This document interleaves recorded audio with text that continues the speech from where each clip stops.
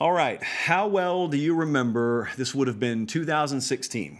How well do you remember 2016? And very early, and by early I mean the first couple of weeks of 2017.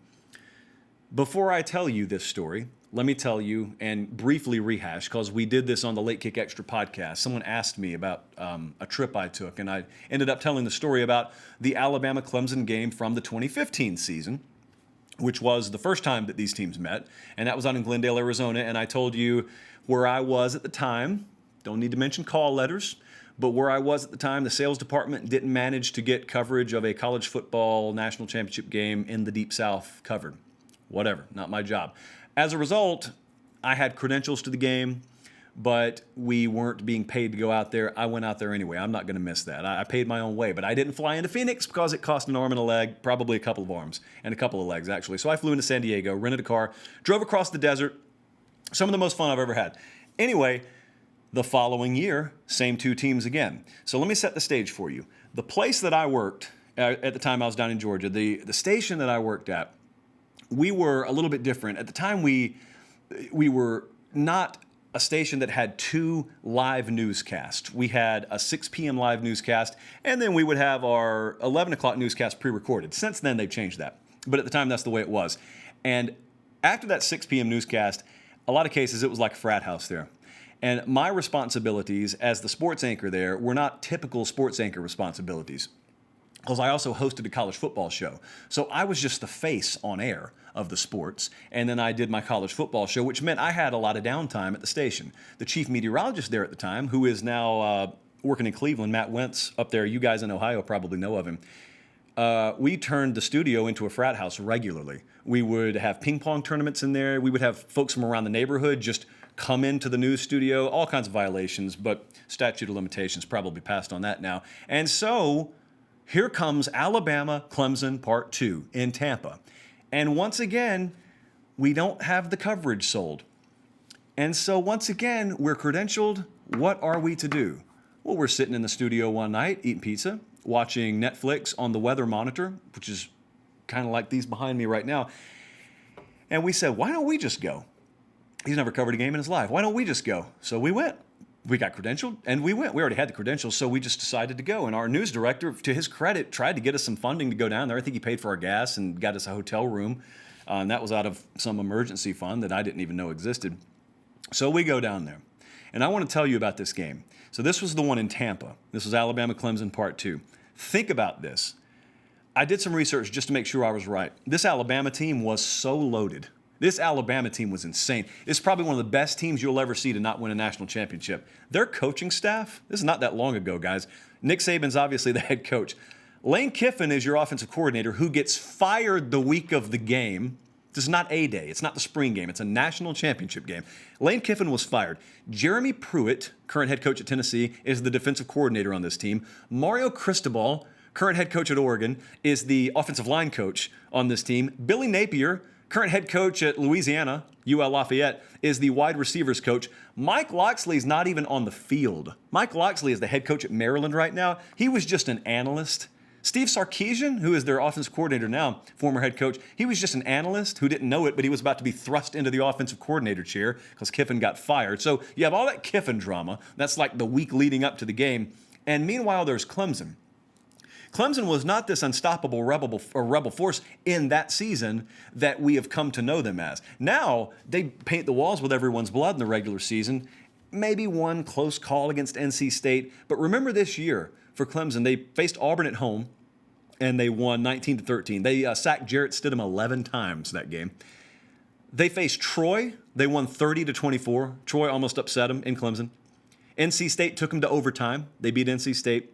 They went to Florida State. This was a game I was on the field for. They went to Florida State, and they finally beat Florida State 37-34. That was a pretty charged atmosphere. And then they end up losing to Pitt 43-42. But then they beat Virginia Tech in the ACC title game, and they have a month to get ready for Ohio State, and they crush Ohio State 31-0. And so this began that whole streak of Clemson peaking at the right time. Well, this is when they really started doing that. And so here we go. Clemson versus Alabama, crazy game, back and forth. Bo Scarborough breaks his leg in the middle of the game. I think Alabama had like 6 or 7 straight possessions of 3 and out because they really looked dominant early on. Clemson ends up coming back. Jalen Hurts rips off a touchdown run with under 2 minutes to go, runs like right towards me. Got a really good shot of it that I don't know where that is now. And it looks like we just saw Alabama clinch back-to-back national championships. And then there goes Deshaun Watson. Boom, boom, boom, boom, boom, down the field. You know the story, 1 second left. There's Hunter Renfrow. Where's the defender? Well, he's probably laying on the ground. Who is that? Tony Brown, I think, on the ground. So you know how that happened. I don't need to argue whether that was a pick play or not. It was a very, very incredible moment for Clemson. I'll get to Clemson in a second. Here's the postgame. Here's what you don't see on TV. I have been around, obviously, a lot of big games. I've been at a lot of Alabama big games, Georgia, all these SEC teams, Clemson, Ohio State. So I've been around a lot of big games and seen teams lose. And in these settings, and I'm not necessarily a supporter of this, but I do it because I have to, they open the locker rooms, these college locker rooms. Pro locker rooms, open them all day long. I don't care. I've never thought college locker rooms should be open, period. Beat reporters will fight me on this, but I don't care. If they need to increase your availability for players outside the locker room, so be it. I've never been a believer in us being in a college locker room. But we're in there. And so the scene in the Alabama locker room, let me tell you, folks do good enough to keep it together when they are on the field, including this man, Nick Saban, if you're watching.